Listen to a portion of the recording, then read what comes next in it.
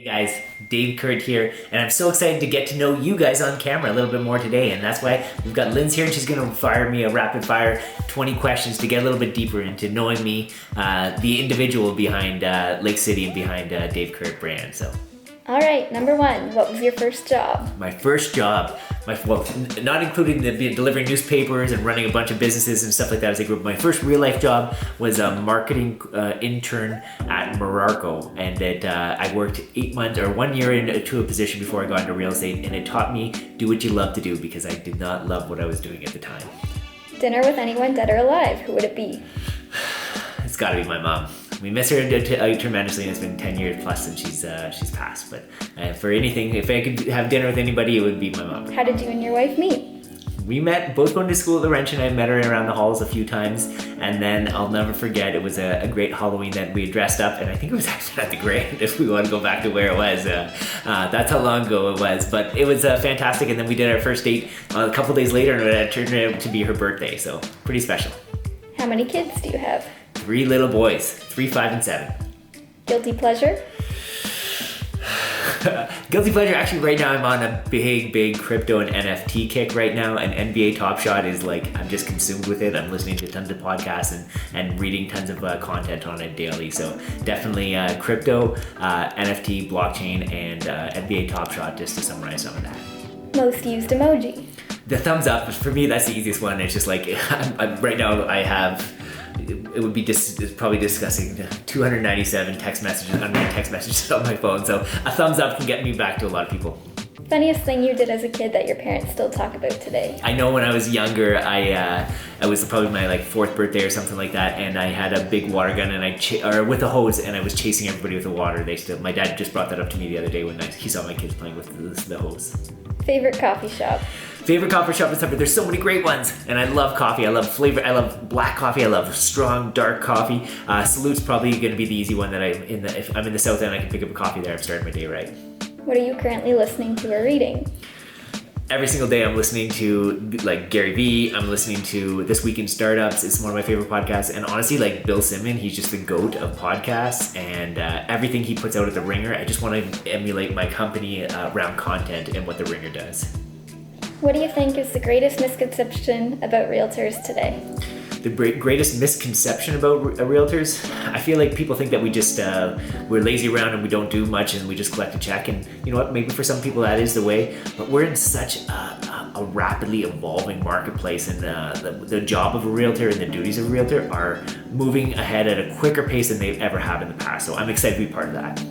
Favorite Sudbury spot? Favorite Sudbury spot? It's my backyard. Honestly, we're absolutely in love with our setting. We're over on Black Lake and Lively. We've got a couple of acres, so we're in the country, and we live on the lake. It's everything rolled up in Sudbury that Sudbury should be in my mind.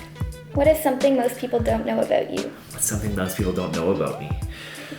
I played hockey growing up for any of my friends that were on the Redmond and stuff like that. I was a goalie growing up, and I played football in high school, and actually I was around for the first few years of the Sudbury Northerners, and we went a long time without winning many games. I think in my entire high school and Northerners careers, I would probably have less than 10 wins to my title, so not very successful on that front, but it was a lot of fun.